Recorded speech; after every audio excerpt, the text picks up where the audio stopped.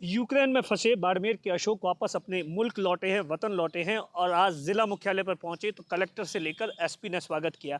पिछले जिस तरीके से आज युद्ध का 7वां दिन है और लगातार हालात बिगड़ते जा रहे हैं, खास तौर से जो 2-3 दिन में डेवलपमेंट्स हुआ है उसमें कहीं ना कहीं भारतीय परिवारों को इस बात की चिंता है जो वहाँ छात्र फंसे हुए हैं। जिस तरीके से एक छात्र की मौत हुई, कुछ छात्रों के साथ मारपीट हुई, उसके बाद में अशोक हमारे साथ में है। क्या कुछ हालात है, क्योंकि अशोक 25 तारीख के आसपास यूक्रेन से निकले थे और उसके बाद का क्या कुछ सफ़र रहा, अशोक से जानते हैं। अशोक, पहले तो मुझे ये बताइए, जिस वक्त आपने एक वीडियो रिलीज़ किया था, उस वीडियो को रिलीज़ किया था तब आपने कहा था कि नॉर्मल सी सिचुएशन है, ऐसी नहीं है। उसके बाद हालात किस तरीके से अचानक ही बदल गए? जो मैंने वीडियो रिलीज़ किया था वो आई थिंक उससे 2 दिन बाद में एक और अटैक हुआ था। उस टाइम हमारा ये था कि एम्बेसी ये कह रही है कि इसेंशियल है तो रुक जाओ, नॉन इसेंशियल है तो चले जाओ। तो हमारा भी ये था कि ठीक है, कोई बात नहीं, इसेंशियल है तो रुक जाते हैं। तब तक ठीक था, लेकिन उससे 2 दिन बाद में जो अटैक हुआ उसको ले उस जब देखा तो हमें ये लगा कि अब यहाँ हमें रुकना नहीं चाहिए। और जब हम वहाँ से 25 तारीख को निकल गए, 25 तारीख को हमने सोचा कि अब यहाँ से रुकना गलत है और अगर गवर्नमेंट एक्शन भी लेगी तो उसमें टाइम लगेगा, और अगर सेल्फ ट्राई कर सकते हैं तो इससे अच्छा कुछ भी नहीं है। इसलिए हमने सेल्फ ट्राई की और वहाँ से चल के हम चले गए थे हंगरी बॉर्डर पे, जो यूक्रेन की साइड में बॉर्डर है। वहाँ से हमने ट्रेन ली हंगरी के लिए, और ट्रेन लेके जो रेफ्यूजीज़ निकल रहे हैं यूक्रेन से हंगरी जा रहे हैं, उनके साथ में हम भी निकल लिए ताकि कि हम हंगरी पहुँच जाए। तो हमें आराम से उन्होंने एंट्री दे दी और रेफ्यूजीज़ के साथ में हम हंगरी पहुँच गए। वहाँ जाके हमने एम्बेसी से कांटेक्ट किया, जो हंगरी की एम्बेसी है उससे कांटेक्ट किया कि हम इंडिया के स्टूडेंट हैं और यहाँ हंगरी में आ चुके हैं और अभी इस सिटी में हैं, हमें क्या करना चाहिए आगे। तो उन्होंने उस टाइम तो एक बार 2 बार कॉल नहीं लगा था, उनके कोई एरर आ रहा है कॉल में, तो हमें और किसी से कांटेक्ट किया तो उन्होंने ये एडवाइस किया कि आप बुदापेस्ट सिटी है जो कैपिटल है हंगरी की, बुदापेस्ट आ जाओ और बुदापेस्ट में आपको कुछ ना कुछ हम प्रोवाइड करा रहे हैं खाने और रहने के लिए, और उसके बाद में आपकी फ़्लाइट जो बनाएंगी एम्बेसी उसका भी कुछ देखेंगे। वहाँ से हमने ट्रेन की टिकट करवाई, जो जहानी हंगरी की सिटी है वहाँ से बुदापेस्ट गए, और बुदापेस्ट में हमने वहाँ पे 4 दिन एक शेल्टर है उसमें रुके। और वहाँ रुकने के बाद में एम्बेसी ने बोला कि आज आपकी फ़्लाइट है, कल बोला कि बोला कि आज फ़्लाइट है और आप कल जा रहे हो इंडिया। तो हमने बोला ठीक है, आज तो हम फाइनली इंडिया जा रहे हैं। और जो फ़्लाइट थी वो ऑपरेशन गंगा के थ्रू फ्री थी, free of cost Indian government ने करवाई थी। तो उससे हम वहाँ से आ गए थे कल शाम को इंडिया, न्यू दिल्ली। और वहाँ पे हमने राजस्थान गवर्नमेंट ने हमें कोऑर्डिनेट कर लिया कि आप राजस्थान गवर्नमेंट के स्टूडेंट हो तो आप हमारे साथ राजस्थान भवन चलो, एक बार खाना पीना करो, रेस्ट करो, और उसके बाद में आपका जो होगा आगे का व्यवस्था हम देखेंगे, जाने की व्यवस्था और घर तक हम आपको छोड़ेंगे, आपको टेंशन लेने की ज़रूरत नहीं है, अभी आपके साथ राजस्थान गवर्नमेंट है। वहाँ से हमें रात को हम रुक गए थे राजस्थान भवन में, और उसके बाद में सुबह वहाँ से मेरी फ़्लाइट करवा दी थी राजस्थान गवर्नमेंट ने, जो जोधपुर की थी, और उसके बाद जोधपुर प्रशासन अभी तक यहाँ लेके आ गया है।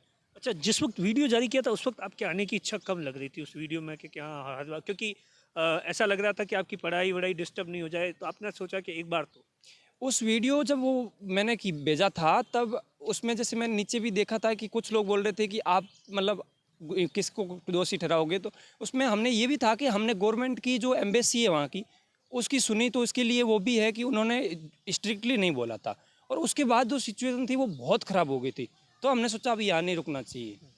तो अभी जिस तरीके से 2 दिन से हालात ख़राब हुए, कल एक बेंगलोर के जो स्टूडेंट था उसकी भी कर्नाटका या कर्नाटका, तो इन सब चीज़ों को किस तरीके से देखिए, और ये जहाँ पर भी घटनाएं हो रही है उसके, और आप जहाँ रह रहे थे या बाकी स्टूडेंट्स रह रहे, अब किस तरीके के हालात हैं? अभी जो घटनाएं ज़्यादा जो हो रही है, ज़्यादा हालात ख़राब है, वो है खार्किव और कीव सिटी, 2 सिटी है।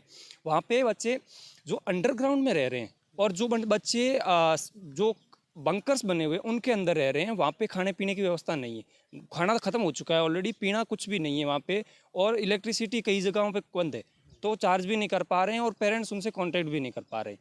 तो वहाँ पे हालात ख़राब है।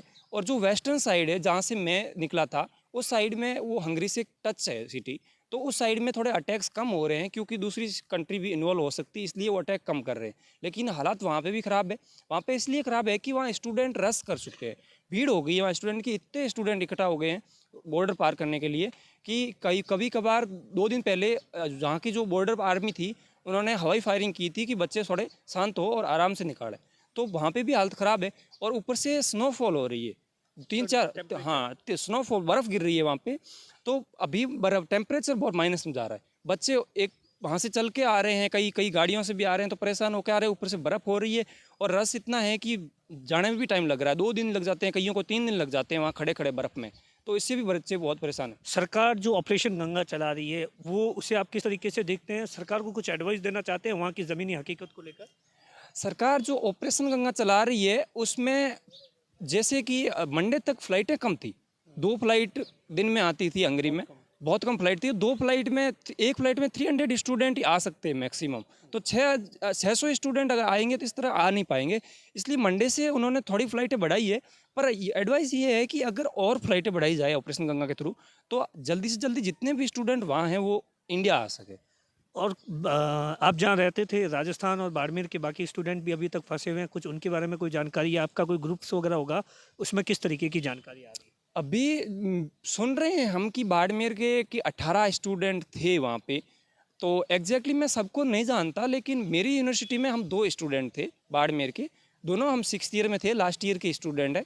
और एक ऑलरेडी इंडिया आ चुके थे पहले और मैं वहाँ पे था और मैं वहाँ से निकल गया। 6 सालों में कितना पैसा खर्च हुआ और अब किस बात की चिंता है? मुझे चिंता ये है कि देखो मेरा 6 साल ख़राब हो चुके हैं ऑलरेडी। अगर इन केस अगर वहाँ की गवर्नमेंट या वहाँ की यूनिवर्सिटी कुछ एक्शन नहीं लेगी तो हमारी 6 साल ख़राब है। उसमें अगर इंडियन गवर्नमेंट ही हेल्प कर सकती है हमारी। अगर इंडियन गवर्नमेंट यहाँ पे जो वहाँ पे हमने 6 साल और लगभग 40 लाख रुपए के आसपास हम खर्च कर चुके हैं। तो अगर वो इंडियन गवर्नमेंट से रिक्वेस्ट है कि इंडियन गवर्नमेंट हमें यहाँ से किसी यूनिवर्सिटी से, जैसा कि अदर कंट्रीज़ में है, कई कंट्रीज़ ने हमें बताया है कि वहाँ पे यूक्रेन में जो स्टूडेंट पढ़ रहे थे उनको वापस लाके जिस ईयर में थे उस ईयर से ही कंटिन्यू करवा रही है कंट्री। तो इसी तरह से अगर इंडियन गवर्नमेंट ये करे कि जिस यूनिवर्सिटी से हम आए हैं उस यूनिवर्सिटी कौन से ईयर में थे और उस यूनिवर्सिटी उस ईयर से हमने कंटिन्यू करा दे। जैसे हम 6th ईयर में तो हमारी डिग्री पूरी होने वाली है, हो चुकी है ऑलमोस्ट। लास्ट ईयर का एग्ज़ाम था ये, तो 26 मई को एग्ज़ाम होने वाला था, तो हमारा कंप्लीट है ऑलमोस्ट।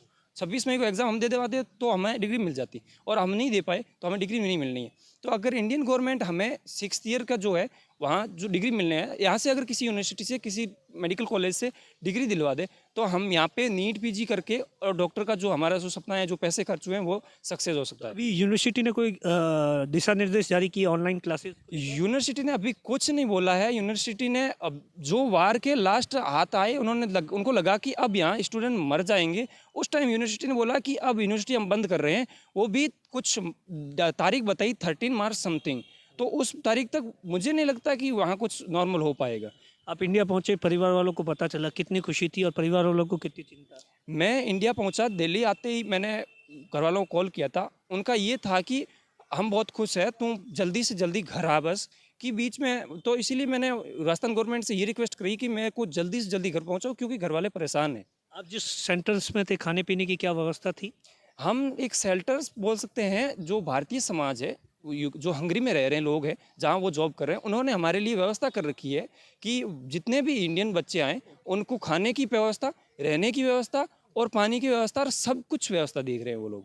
और इवन अगर वो बच्चे वहाँ कुछ परिवार वालों से कांटेक्ट नहीं कर पा रहे हैं या कोई अटका हुआ है बॉर्डर पे, कोई उनका दोस्त अटक गया है, तो उनको भी वहाँ से इवैक्यूट करने की ट्राई कर रहे हैं। यहाँ प्रशासन ने, कलेक्टर एसपी ने वेलकम किया, कैसा लगा? प्रशासन ने, कलेक्टर से बातचीत हुई, किस तरीके का फीडबैक वगैरह? जो बाड़मेर प्रशासन ने जो हमारा मेरा जो वेलकम किया है, मुझे बहुत अच्छा लगा।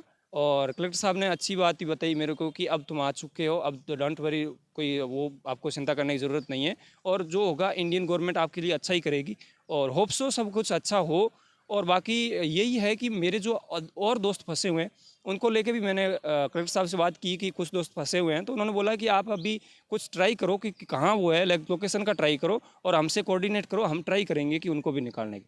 और ये अशोक है जिसे इस बात की चिंता सता रही है कि 6 साल की डिग्री पूरी होने के कगार पर थी, लेकिन युद्ध के कारण अब इसकी डिग्री अदर जुल में है, और ये चाहता है कि कहीं न कहीं राजस्थान से लेकर केंद्र की सरकार मदद करे। कैमरे के पीछे अश्विनी है, मैं आपका साथी दिनेश बोहरा।